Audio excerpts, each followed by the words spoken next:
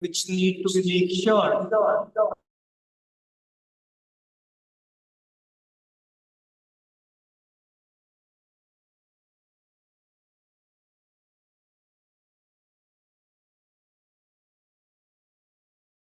just after few months, around 4 to 5 months, there was a regional forum in Sri Lanka, and that was the first time children's we had a specific children's session as we are having right now to discuss children's environmental rights. Why we are here, why childrens are at the podium and in the audience as well, and also who have joined online is very important because as the UNIA, as the UNEP, the world leaders, the governments, the stakeholders are talking about environmental issues and lot other things. But we really need to see and we really need to consider that in entire discussion, in entire framework, where are the childrens? Are at the are they at the center or are they being kept out of the loop? I personally thank to the UNEP who allowed to have like children's engagement done. Also, we have been like mailing a lot about the passes and badges and lot other things, but it was well facilitated. So we are happy that being at the youth forum, it makes us feel important, but we also, with the follow up of this event, with a very strategic way of engagement of children in further discussion in all 17 thematic group of CYMG. And it requires a support, it requires energy, not from only children's, but from youth who have a huge percent share of in these spaces to also leave some slots for children and to also make a way that they can be in and carry forward the discussion. From this, because we are running late, I end here, but now I'll be moderating the session ahead. So we have children speaking at this session and pressing on the very key issue of children's right to clean and healthy environment.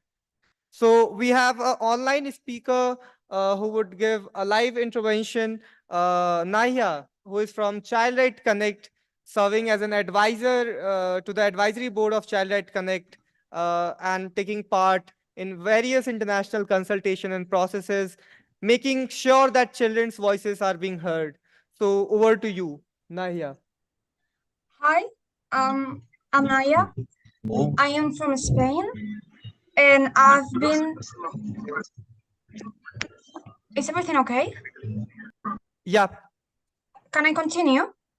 yeah, sure. Okay, and basically, Child Advisory Team, which is an organization I'm like working with, told me to tell a little bit my experience. How do I see this? So that's what I'm gonna do. Is that fine? Do I just say what I think about my perspective?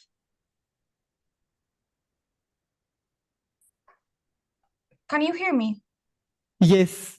Okay, so here in Spain, we are really good educated on this topic. Everyone knows what climate change is, its causes, and how to stop it. But I think the problem is that though everyone knows it, we don't really know why that happens. I'm gonna try to explain it. We all have so interiorized that this is happening, but we have so interiorized that it's going to happen that we cannot stop it technically. That's what like people think, and so people do not try and stop it. The ones who are actually working for it are really few people, and also it's hard because we think a lot about, yeah, I will try to do this, do that, whatever, but then there's a celebrity, I don't know, using a private jet to go from a place to another. So people are like, why would I do this if then the other people is not working? So that's like a kind of cycle that will never end. And it's also really hard to avoid this. Like in Spain, in the place I live in, there is a swimming pool that's polluting water. It's never being cleaned. there are the cars that are always using gasoline and like toxic products. Our clothes are made in other countries, so they have to bring them here, and that also leaves a CO2 footprint that's like huge. And as everything is made of non-recycled plastic, um, it's imported from other countries. It's really hard to escape it. And even more when we're living in a little village. When you're in a big city, it's kind of easier to find like a local shop. But in the standard scale, it is really complicated, and that's something we are all fighting against, at least the ones who know what's really happening. Because, as I said before, the information about this is not really clear. We just know it's going to happen, but we don't know what are the causes. And the young people like me, we also bear in mind that it's like not our fault, it was the previous generations. So I see a lot of like people my age outside who are not trying to stop it. They are just throwing like their plastics in the street, and they don't kind of care about what's happening or where does that plastic go. And I think that's one of the major problems, because unless your parents like really educate you in this topic and they like answer your questions and say, yeah, this is why this happens, or your teachers, you've got to go to a really good school for getting information about this topic. But if you don't, you just are so uninformed that you don't care. And that's something I see a lot in my home village. Every time I go outside with my friends, I'm gonna say, when they buy, I don't know, a drinking can like Coca-Cola or something like that, they just throw it in the street. And when you tell them that's wrong, they say, "But why would I do it right if I know it won't be stopped?" It's a common misconception, and I think that the lack of education on this topic is the one who has the fault. I don't know if you understand what I'm saying, but that's kind of my opinion and what I think about that.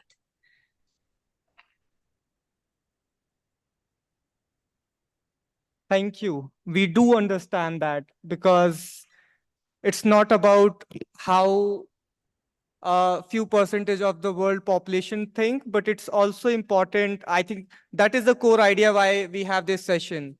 And that is the core idea why we also wanted to youth to be in this session, because we really wanted that when you go out of this place and when you sit in the negotiations place and other places, there should be a perspective added on that how children think about it. It's not only how we think about it.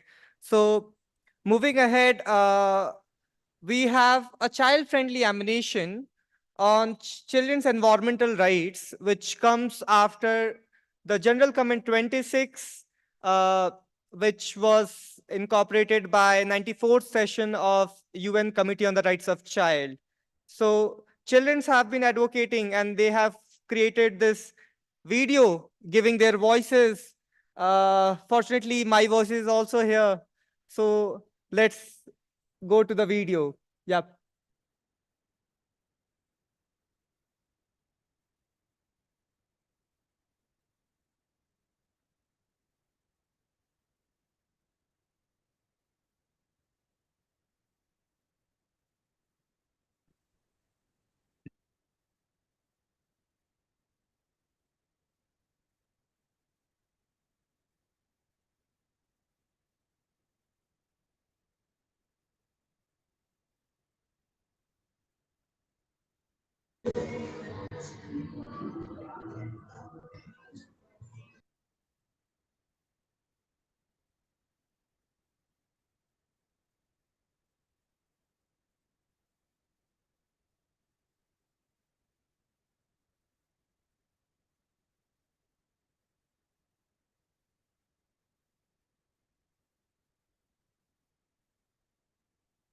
I'm sorry for delay. There's some technical issues with sound.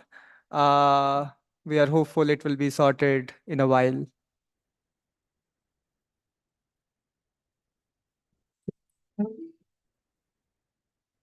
Every child on this planet has rights. Children's rights are what all children need to live a safe, healthy, and happy life. But across the world, there's a big problem. Environmental harm and climate change are threatening children's rights globally. Children are demanding action now. The United Nations Committee on the Rights of a Child is a group of 18 experts who work together to make sure countries keep their promises to protect children's rights. Listening to children's call for action, they have created an important document called the General Comment Number 26. It explains how children's rights are connected to the environment and climate change, and what government must do to protect the rights of children today and children in the future. Children have played a very important role in making this general comment. In fact, we are 12 members of Children's Advisory Team that has worked with Tefte Summit to support the committee to create it. Part of our role was to create ways for other children to have their say on what should be included in the document. 16,331 children from 121 countries got involved. So, what does the general comment tell us? Well, before we dive in, it is important to say that all children's rights are connected and equally important. However, some rights are particularly threatened by environmental harm and climate change. Some rights also play a big role in helping to protect children's rights, but we will tell you a bit more about that in just a moment. The committee explains that children have the right to a clean, healthy, and sustainable environment. This means children should be able to live and grow up in safe climates and non-polluted environments. Children should have access to healthy ecosystems, clean air and water, safe, healthy food, and decent housing. They should also be able to learn, play, and be active in places safe from environmental harm. The committee tells government that they must make bold steps so children can experience their right. This means taking urgent action to limit the warming of our planet. It also means making sure children are not living in poverty or unsafe conditions and providing access to healthcare, support, and justice for children facing physical and mental health issues, violence or harm because of environmental harm or climate change. When making decisions about the environment and climate change, governments must think about how all children will be impacted today and in the future.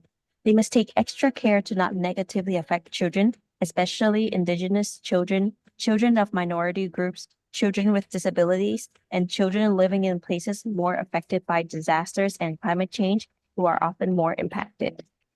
Governments must also make sure businesses do not harm the environment and have negative impacts on children's lives too. Governments must work together with other governments because environmental problems do not stop at a country's border. Countries that are most responsible for environmental harm and climate change should take more action and support countries that are impacted the most. And very importantly, governments should take children's views and ideas seriously. Children should be involved when making decisions about the environment and climate change and give feedback to children about how their views were considered. También deben asegurarse de que los niños y niñas puedan acceder a información y educación claras y precisas sobre el medio ambiente y el clima, para que sepan lo que está ocurriendo y lo que pueden hacer para formar parte de las soluciones necesarias. And in fact, this is why the general comment is so important. It is not just for adults to read and act on. It is for us, children, to use as well. By better understanding how our rights are connected to the environment and climate change, we can speak up for our rights and hold government accountable when they do not respect and act upon the promises they have made to us. Together, we can make a difference. So, let's stand up for our rights, protect our planet, and make sure that every child grow up in the happy, health, and safety world.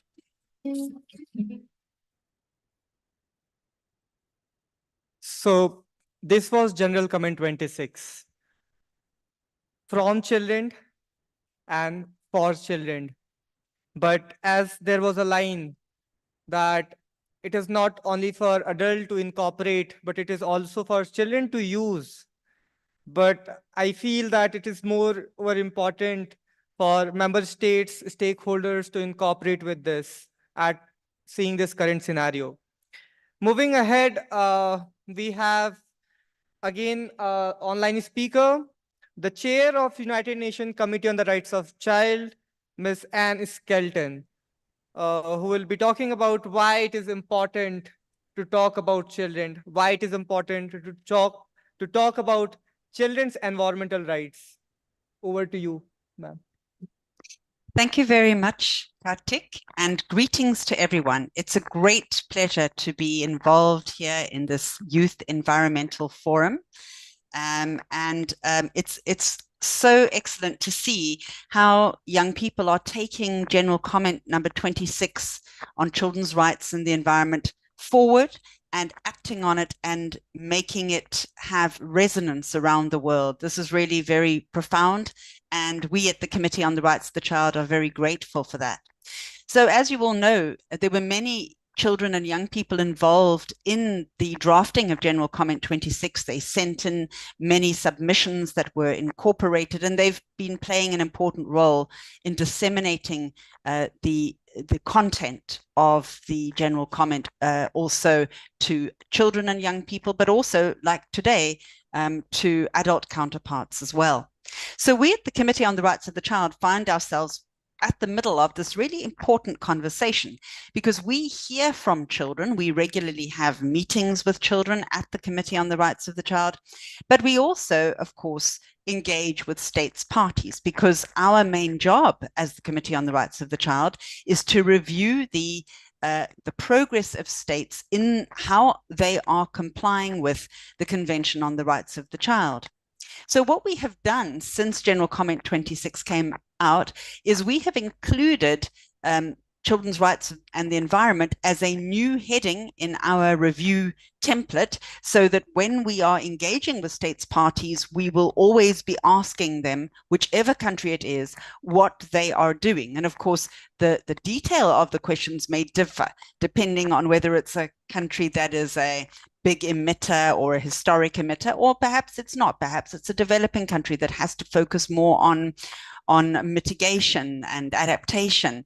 So it's not like we would ask every state the same question, but we find ourselves then trying to take the messages of children and young people, like Nahia's message that she gave us earlier, or like the message that we just heard from many young people in the video. And then we have to translate that into what should states be doing. And that, I think, is an important conversation. And what we are finding is that, it's a complex for states, because they are doing this within the framing of sustainable development. And it's not easy to just change things overnight. But we do feel that we can play a role in getting states to engage with this, and particularly in ensuring that children and young people become part of the solution. What we have seen is that children and young people have decided to take this up as their issue. The reason why we did a general comment on children's rights and the environment is because children wanted that. That was an issue that they brought to the table, that they felt was important, and we agreed absolutely 100%. This is one of the most pressing issues of our time, and it is something that impacts children very heavily, both from a practical health perspective. It affects children a lot, but also children are feeling it. Children are taking up the responsibility on behalf of everyone to say, we've got to save this planet for ourselves, because we're going to live longer into the future, but also even for future generations that are not yet born. That's actually everyone's responsibility, of course, but it so happens that children and young people are the ones that are so clearly identifying that this is something that they must do. So I want to thank Kartik and the organizers for ensuring that these messages are going out there. And I want to thank speakers like Nahia and all the other speakers that are going to be coming later today, because you are articulating so clearly your perspective, which I think is what we need to know, what adults that are big decision makers need to know. So in that respect, I feel like already today is a success, because it is exactly that. It is putting these issues on the agenda and asking adults to listen and to take note of what young people think is important.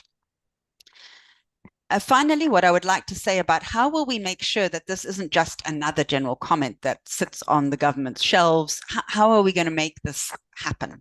And I think part of that is through the committee's own work, because in the committee's recommendations to states that we are making on a regular basis, we are now including language from our general comment into the recommendations when we are asking states about what are they doing to lower carbon emissions, what are they doing about mitigation and adaptation, how are they bringing children to the table to discuss these things, what are they doing about curriculum at schools. We heard from Nahia that in Spain children are well educated about this, but there are many places in the world where they are not. They are not well educated about this. And so we want states to take all of that seriously and really build this in to their children's rights work going forward. But I also want to tell you that we have a new general comment that we've just started, and it is General Comment 27 on access to justice and remedies for children. Now, this is important because, as we know, some children and young people have been actually stepping up and even going so far as to go to court. We're not suggesting that children should all go rushing off to court. We hope that you would be heard by your governments without having to go to court, that you would just be able to take up the issues with parliamentarians or with the ombudsperson or the children's commissioner in your country, and that they will take these matters up on your behalf. But if necessary, children can and should be able to bring matters to complaints forums, including the courts and including the optional protocol on a communications procedure, which would bring their complaint to us. But they need to start at the national level. So I want to alert you to the fact that there's another opportunity for children and young people to impact on this new general comment as well. So please do pay attention to that. There is a strong connection between the previous general comment and this. And this all recognizes that children can be and are human rights defenders in their own right. And the Committee on the Rights of the Child recognizes that, respects that, and wants to ensure that the pathways are open for children to be able to do that work that they are already doing, but that can even be strengthened further. So thank you very much. I will continue to participate by listening, and I'm looking forward to hearing what everyone else has to say. Thank you, Chair. As well put it that children need not to be here at UNEP headquarters. They must go and play and be in a school, be at home. But if they are here, there is some specific reason. So moving ahead to know more that how children have been serving as an agent of change, as a human rights defender, as voicing their voices. So we have a child speaker from Save the Children. Winfa, over to you.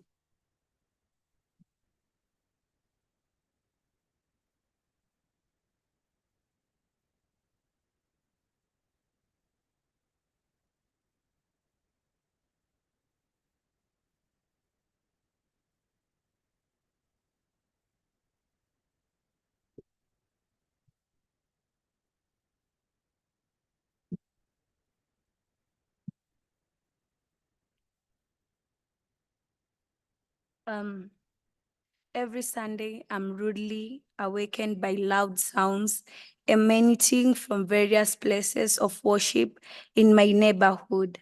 It's not unusual for 4 churches to surround my home, each conducting its own service. The noise disrupts my concentration, making it impossible to focus on my homework or enjoy my leisure activities. Instead of experiencing a peaceful day of rest at home, I'm compelled to seek solace elsewhere, spending time with friends and creating stories to escape the persistent sounds. Noise pollution is an often overlooked challenge that afflicts children in Kibra, as well as countless other communities worldwide. This is a testimony of a 15-year-old in Kibra and the reality of nearly every child born in community. Good afternoon, esteemed guests. delegates, children, and youth advocates. My name is Winfrida, and I'm honored to stand before you today as a voice of the children of Kenya, Africa, and indeed the whole world. On the fundamental right to a clean, safe, and healthy environment, I interacted with various children, and they shared their challenges they face. This included restrictions in experiencing our concerns and the lack of self spaces to do so. The absence of tree seedlings in some schools and the need for active student involvement in tree care.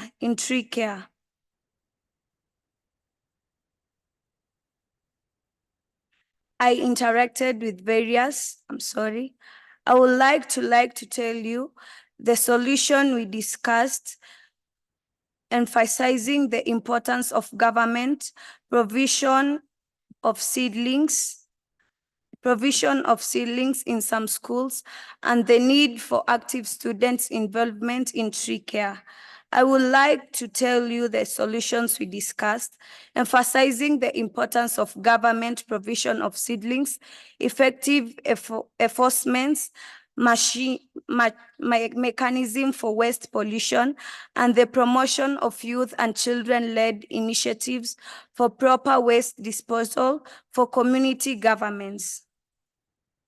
They underscore the significance of proper procedures for environmental impact assessments and the devolution of National Environmental Management Authority in wards. Especially in formal settlements, these insights from children demonstrate their capacity of contribute meaningfully to environmental discourse and policy making. Looking ahead, they hope that at the next YEA, they will come to hold accountable those responsible for addressing these environmental challenges and will report progress in their communities. Growing up in Kenya's informal settlements, I have witnessed firsthand the stark realities of environmental injustice and its uneven impact on vulnerable communities like mine. From polluted water sources to air thick with smoke from burning waste, the environment we inhabit often possesses serious risks to our health and well-being. But despite these challenges, I'm here to remind you that every child, regardless of their circumstances, deserves to grow up in an environment that nurtures their potential and safeguards their nature. This is not just a matter of environmental protection, it is a matter of human rights. In advocating for the right to a clean and healthy environment, we must also emphasize the importance of child participation. Too often, decisions that affect our lives are made without consulting us. The very ones who will inherit the consequences, but we are not just passive victims, we are active agents of change. Will variable insights and perspective to contribute. By including children in environmental decision-making processes, we not only ensure that our voices are heard, but also foster a sense of ownership and empowerment that is essential for suitable progress. Together, let us build a future where every child has a seat at the table and stake in shaping the world they will inherit. Finally, my journey to this stage has had numerous challenges.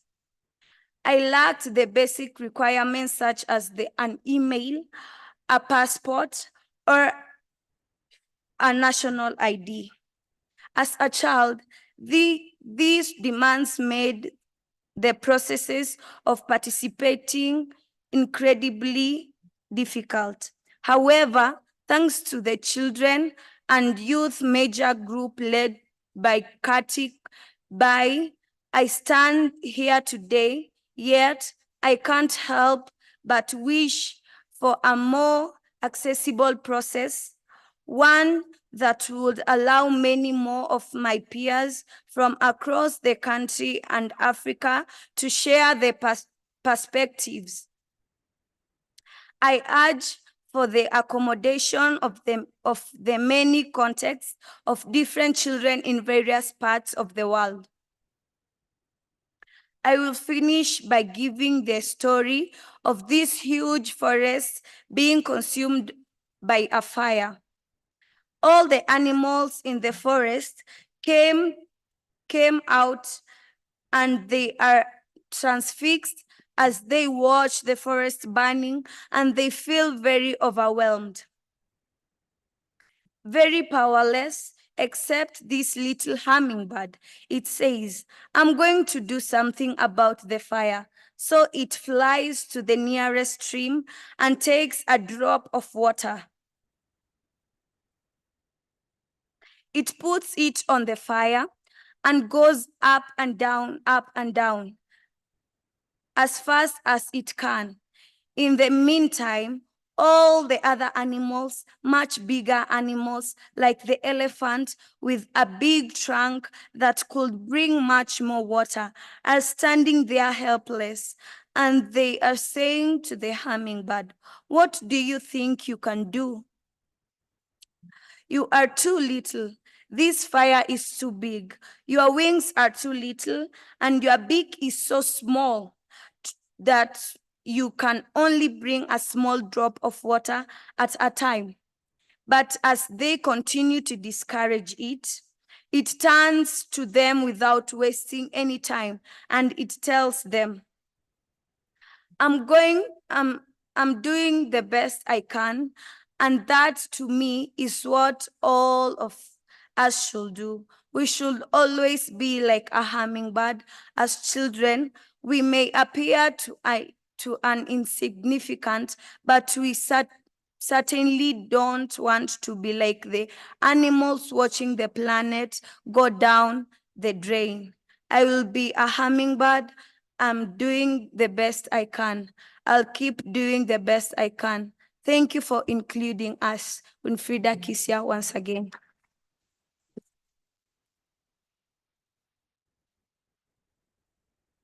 I think there can be another round of applause. Thank you. Thank you for bringing the voice. Thank you for that story. I think that is the current situation we have. Maybe we are small, maybe we are individual, maybe our actions on the ground are small, but it doesn't mean that it does not exist or it does not have the importance. We as a young people, we as a children will continue making efforts, will continue voicing for the change, will continue to be a step ahead. So there's also that this is the, I think, request we made and we are making to include, to be more inclusive. You are the big players, member states, big stakeholders. You are the elephants, you are the lions in this entire game. I think there could be much more fair process. It could be much more fair engagement. Moving ahead, we again have a child speaker from very same country, Kenya, from Save the Children's. Abel, we would like to hear you and your voice. We welcome you. Yeah. We can give applause to welcome young people. Thank you. Sorry. Good afternoon, everyone. My name is Abel Kahuro. I'm 13 years old. I study at Vine Spring Junior Secondary. I am here today as part of the Children Environmental Rescue. I would like to share what we do to promote children's right to a safe, clean, and sustainable environment. At the club, we meet 3 days a week. We do activities such as tree planting and cleanup weekends. We write and post messages on how to keep our environment clean and healthy on the school board and other public places. The activities we do help us preserve the environment for children by children. It is important to keep our environment clean because it keeps us healthy. Not protecting our environment leads to climate change, which affects us children the most and violates our rights. To the government, we ask that they put measures to protect the right to a clean environment for all. To both public and private organizations, we ask that they follow the laws that preserve the environment in all their actions. To all of us, may we continue to protect the environment, as the earth is not a place to visit, it is our home. Thank you.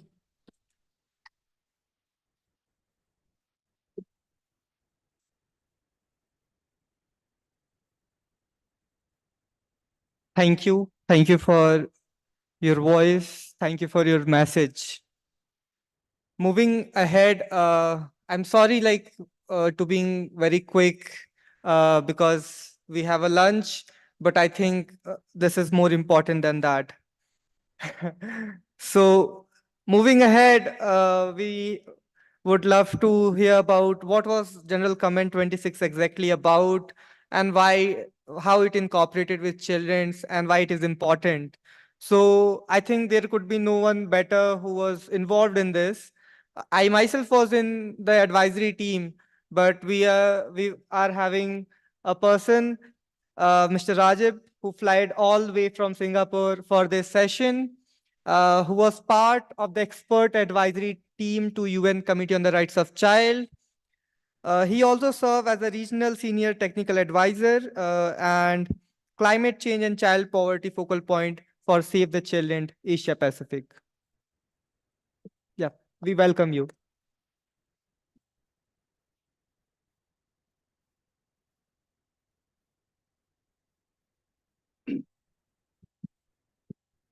Good afternoon. Can you see me? I didn't want to ask, can you hear me? Anyways, I'll try and keep this very quick because we are running short of time. But yes, I have been involved in this process for the last, I would say, 1.5 years as one of the 24 advisory board members or expert group members who advise the UN Committee on the Rights of the Child and the child advisors, 12 of them, including Karthik, on this very important landmark UN General Comment 26. With that, I would like to greet the Honorable Chair of the United Nations Committee on the Rights of the Child, Anne Skelton, distinguished panelists and child speakers, distinguished focal points of the Children and Youth Major Group to UNEP, who were really generous to invite Save the Children to this very important event. This is actually Save the Children's first time participating in UNEA. It is also an honor to have been involved in this process and to represent Save the Children at this Youth Environment Assembly 2024. So let me just talk to a bit about the context, how we as Save the Children see it from a child rights perspective. The climate and environmental crisis are an intergenerational child rights crisis that threatens children's survival, learning, development, and protection around the world today and tomorrow, with children impacted by inequality and discrimination, suffering first and worst. Without addressing these issues head on, we will not achieve the Sustainable Development Goals.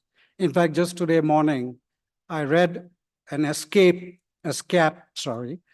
report on how in the Asia Pacific region, the SDGs will be threatened by 3 years if we don't act fast and quickly. And one of the worst indicators was actually SDG 13, climate action. We will also risk losing the progress, like I said, made towards realizing children's rights as set out in the UN Convention on the Rights of the Child. What has Save the Children done till now to align with General Comment 26? In 2022, Save the Children embarked on a 5-year campaign aimed at addressing the connected crisis of climate change and inequality. It's called the Generation Hope campaign. You can Google it and you'll find it there. Through this campaign, Save the Children reached out to more than 54,500 children from 41 countries to learn more about their experiences of climate change and economic inequality, their hopes for the future, and what they think needs to be done to solve the triple planetary crisis. Following its inclusion in the COP27 Conference of Parties, Sharm el-Sheikh implementation plan, Save the Children provided support to the operationalization of the new loss and damage fund and highlighted that there should be an explicit focus on children's rights, needs, voices, and equity, and must include children of different social, gender identities, children with disabilities, and indigenous children in any operational and financial considerations made by the board of the Loss and Damage Fund. Save the Children has throughout made it clear that it wants to see a greater focus on child-responsive investments, including child-centered adaptation, health, nutrition, education, and social protection services. In 2023, Save the Children, along with other leading international NGOs, produced first-of-its-kind report, Falling Short, Addressing the Climate Finance Gap of Children. The report sadly highlighted that only 2.4% of all climate finance flows reported by leading climate finance mechanisms like the Green Climate Fund, Adaptation Fund, and others were child responsive or at a minimum considered strategic and practical needs of children and young people throughout the project program life cycle. This is a grim reminder that children who will inherit an increasingly insecure future are always left out from crucial climate investments and decision-making processes. This is a story I've been hearing ever since I was actually working for UNICEF in India. Children sadly don't matter to governments, to communities, or others, mainly because they don't have voting rights. So when we were working in UNICEF, we were always advocating with the government to lower the voting rights of children in India. It never happened, but I hope in the future it will, because that's when probably governments will listen to children.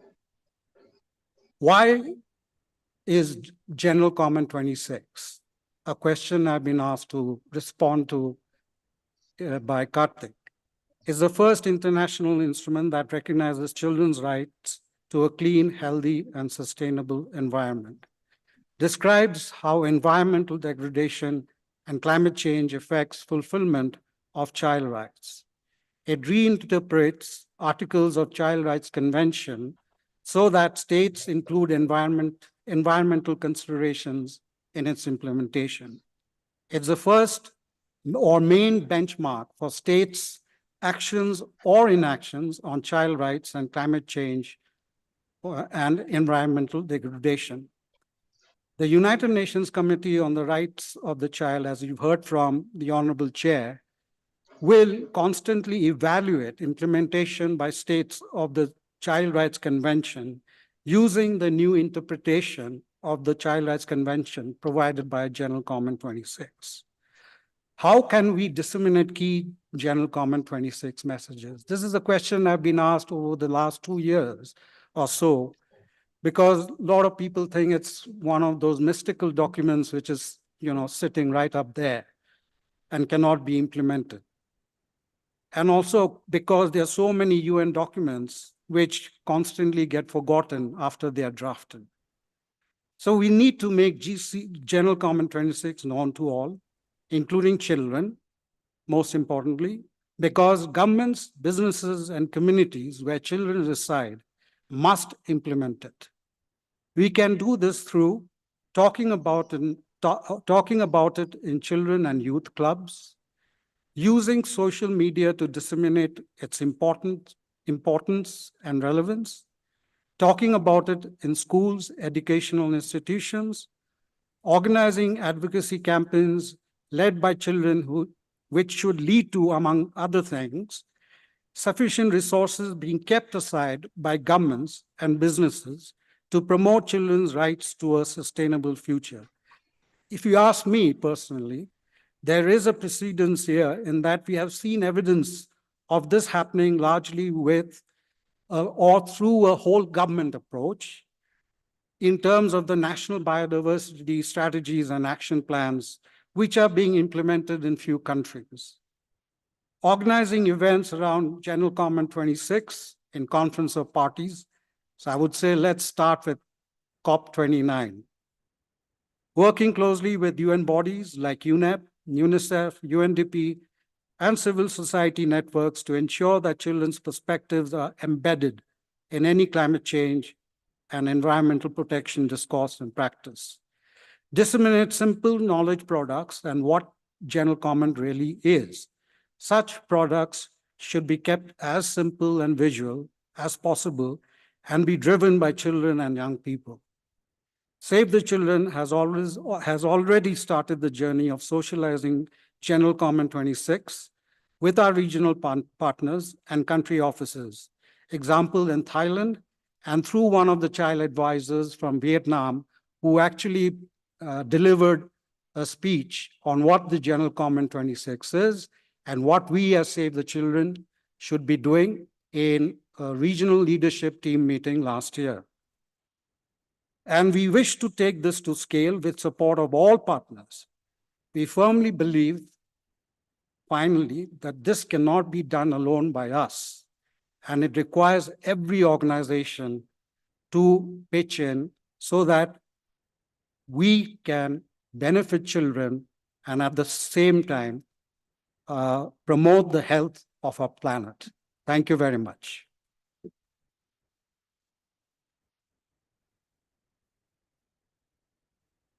Thank you, Mr. Rajib, for your intervention.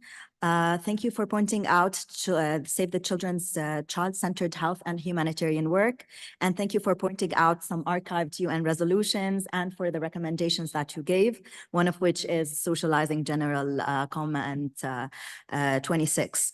We're glad that it's the first time that Save the Children joins UNEA discussions and processes, and hopefully it won't be the last.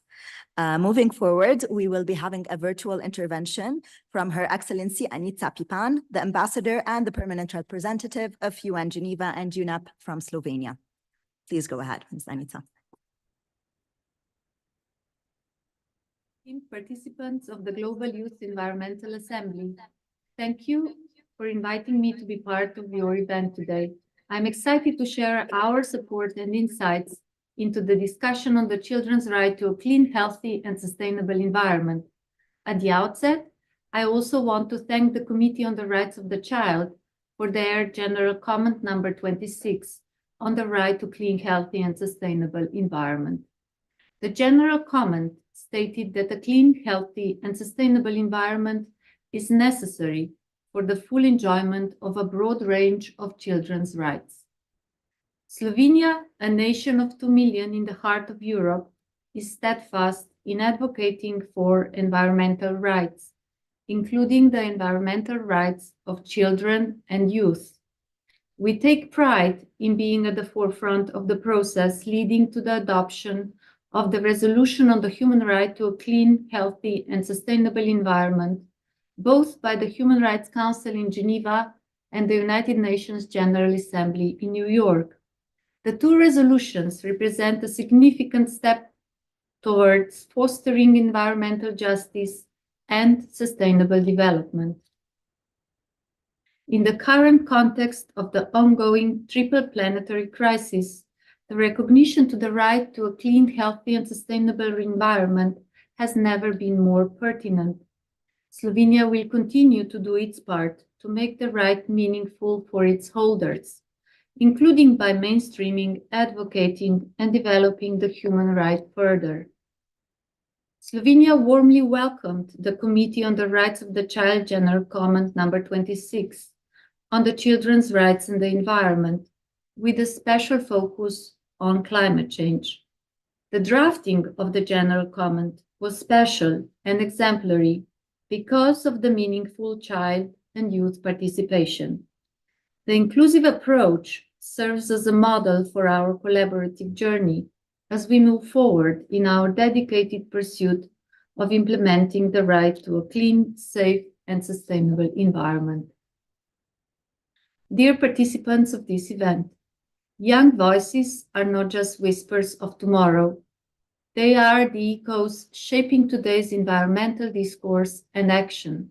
The country I serve, Slovenia, is very much convinced that empowering youth-led initiatives, supporting youth voices, and providing the necessary resources will unlock the transformative potential of children and youth. You are the custodians of the world we will leave behind. You have a stake in the health of the planet and the right to live in a clean, healthy, and sustainable environment. On our end, as governments, we need to enable you enjoy the right. We must prioritize education and awareness that promote children's participation in decision-making and advocate for your environmental rights. It is without saying that the outcomes are much better if we actively involve children and youth in discussions and policy-making processes. This endeavor must be undertaken by all of us on behalf of all generations. I thank you.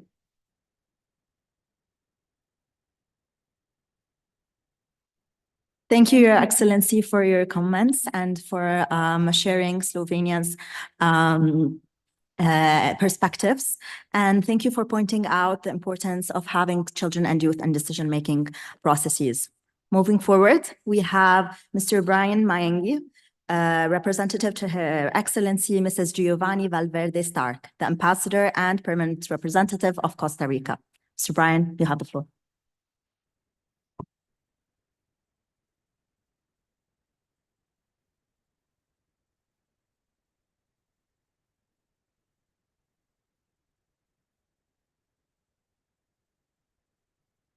Good afternoon, everyone. I would like to acknowledge your presence from those who are watching us from online and those who are present here. It's an honor for me to be here in front of you today, this afternoon, in capacity of Her Excellency, the Ambassador of Costa Rica here in Kenya, to share the perspective of Costa Rica on children's rights to safe, clean, sustainable environment.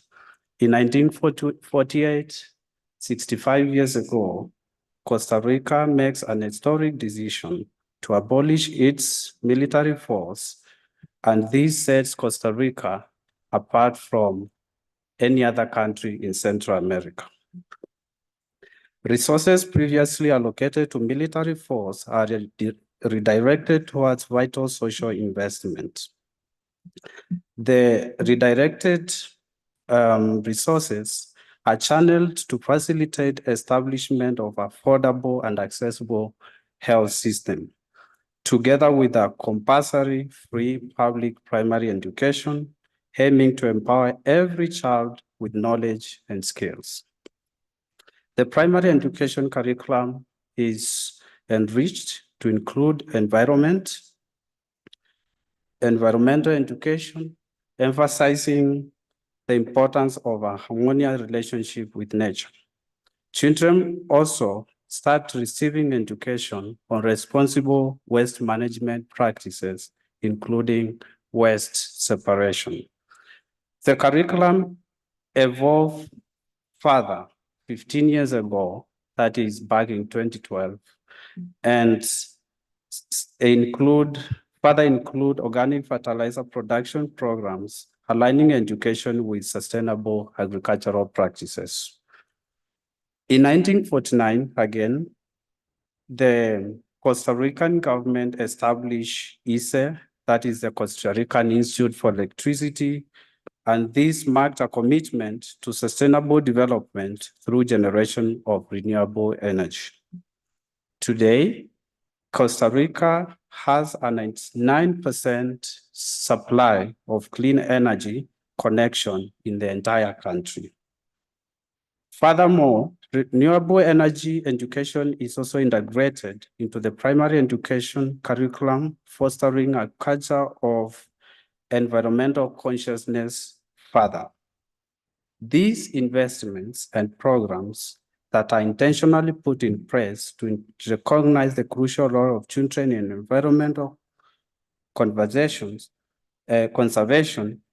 young children in Costa Rica are now referred to as guardians of nature, guardas de la naturaleza.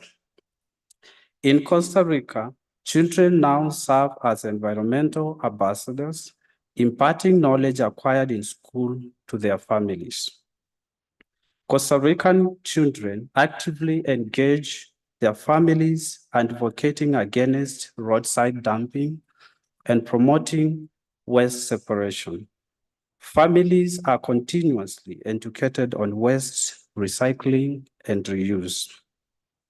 Children extend their impact beyond families to collaborate with communities and smallholders. They engage communities teaching waste separation and the use of organic waste for compost production. This collaboration not only benefits the environment, but also provides economic advantages, and especially for farmers. Smallholders benefit from reduced spending on synthetic fertilizer, contributing to a sustainable and cost-effective agricultural model. Costa Rica's journey exemplifies an holistic approach to environmental education and sustainable practices, placing children at the forefront of positive change. Through education, empowerment, and community collaboration, Costa Rica has always envisioned a future where every child becomes a catalyst for sustainable and harmonious coexistence with our precious environment. To put you in a greater perspective, I happen to be one of the people who have benefited from this youth environmental education. I did my undergraduate studies in Costa Rica. I'm an engineer in agronomy. And one of the key components of Costa Rican curriculum is environment, and also teaching young people how to communicate the technical knowledge they get from schools, from classes, from any other learning institution, how to transmit this communication to the people who really need it. And case in point, we had 2 days in a week working with communities, teaching them sustainable ways of managing waste, production at the SMEs levels, at the farm levels, at the industry levels. And so the importance of this background, the perspective, the Costa Rican perspective, is to to act as a point of reference so that as we move forward to build on the general comment number 26, we know that we take this up as a point of reference by knowing that things can happen in a certain way. And on top of this, we can put the policy and any other framework that need to be done. And I am very happy to hear Wilfrida and Havel share the real situation, how things are here in Kenya. I am also a Kenyan, and sharing these insights here back home, to me, it gives me a very good feeling and it makes me feel very optimistic. Thank you all, and nice seeing all of you around, and yeah, thank you.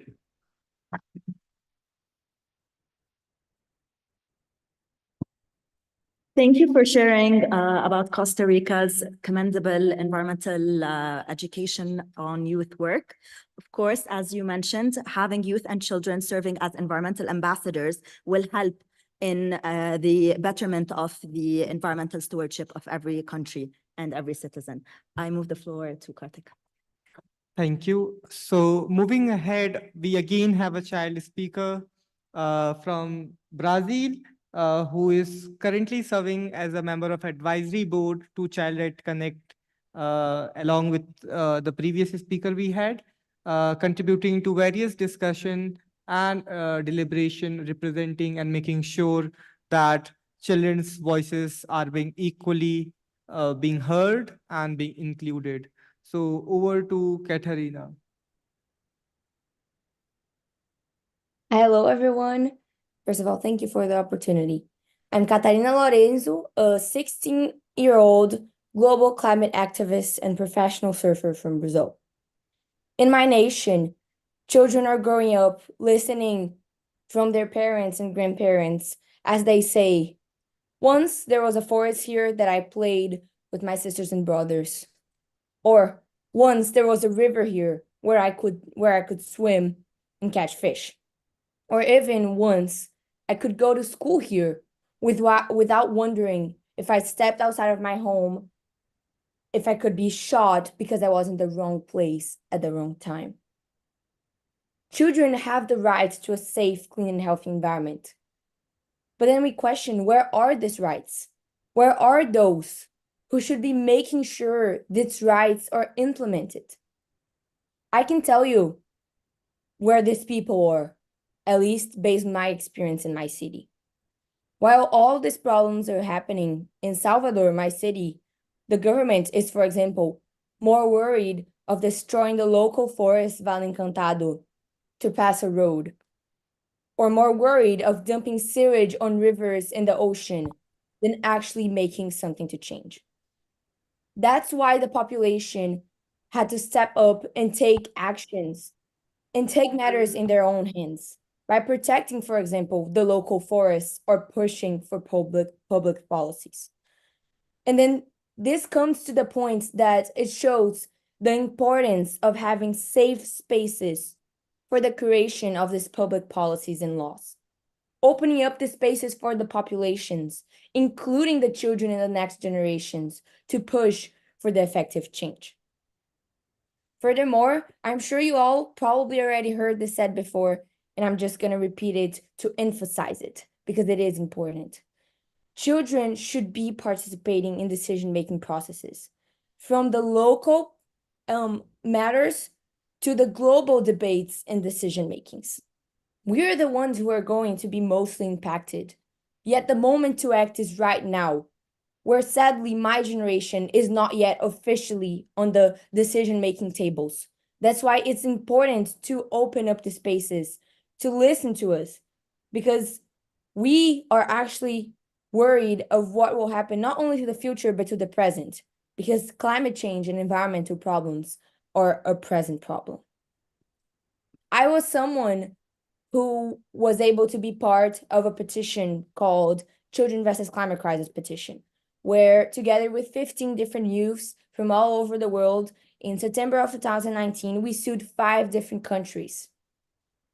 Later, our petition was dismissed, not because our rights were not being violated by the lack of climate action, which was the reason why we had sued the countries, but because of a judicial situation.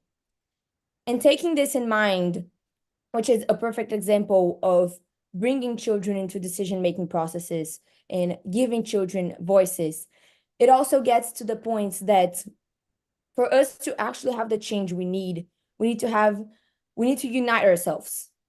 People have to take action locally and push for decision-making changes. The private sector has to work towards sustainable development instead of only economic development.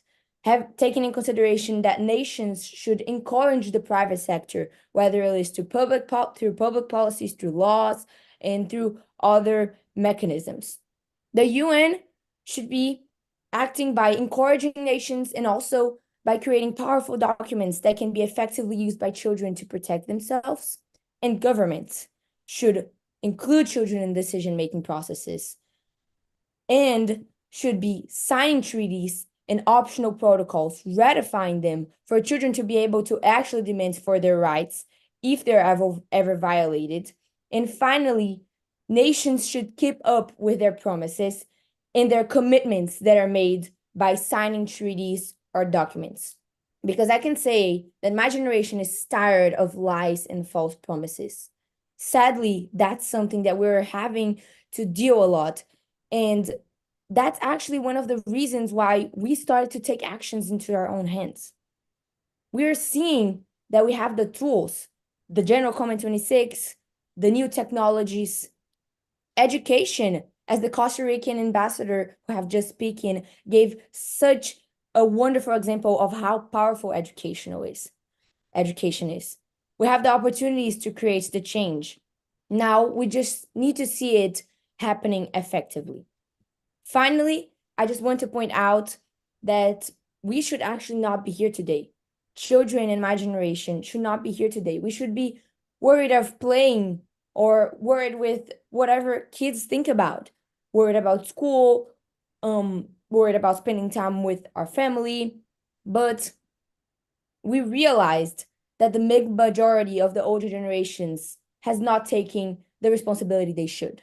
And that's why children have stepped up. That's why if the older generations did not take their responsibility and children have stepped up, that children should have their spaces to speak. It's past time that the older generations should be walking side by side with us. Because if they do, we can still protect the environment. We can still empower those who are suffering and hopefully reach the future and present that we believe in. Thank you.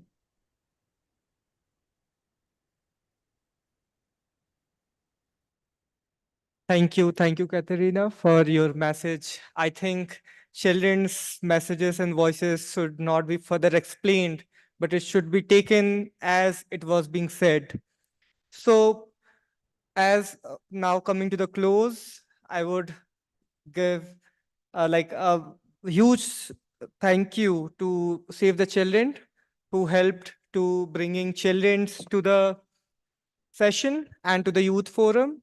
Also to Her Excellency of Slovenia, who on a very short note sent a video message and a huge congratulations for having children being included. I would also thank His Excellency of Costa Rica, who haven't made it possible to be at the youth forum and this session due to a lot of preparation going for upcoming negotiation and UNIA. But I'm thankful that His Excellency sent the representative on his behalf, to which we heard.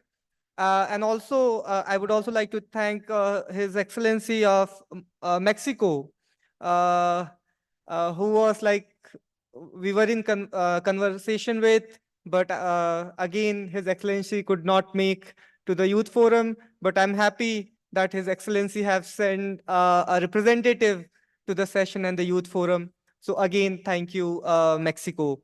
And with that, I'm much thankful to Children and Youth Major Group and colleague who made this possible to coordinate and engage with a lot of my stupid mails and all.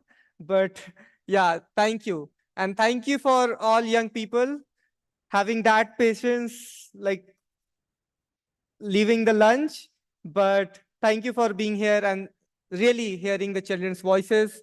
And with further note, I would also thank Child Right Connect, Child Right International Network, CRIN, who have been supporting in preparing the entire session note and session flow. So thank you to them as well.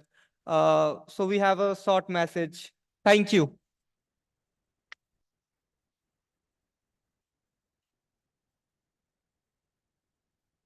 Hello, everyone. So speaking of lunch, I'm sure many of you are eager to get some food in your stomach. So I just wanted to tell you where you can get some lunch. You just walk up the stairs where we took the photo, straight to your right, and the main cafeteria is open. So thanks a lot for this great event. Sorry, and just to add on to that, please be back here at 1400. That is 2 p.m. We have the next session on faith as well as the resource efficiency after that. So I'll see you back here at 2. Thank you. A big round of applause for everyone, please. Thank you.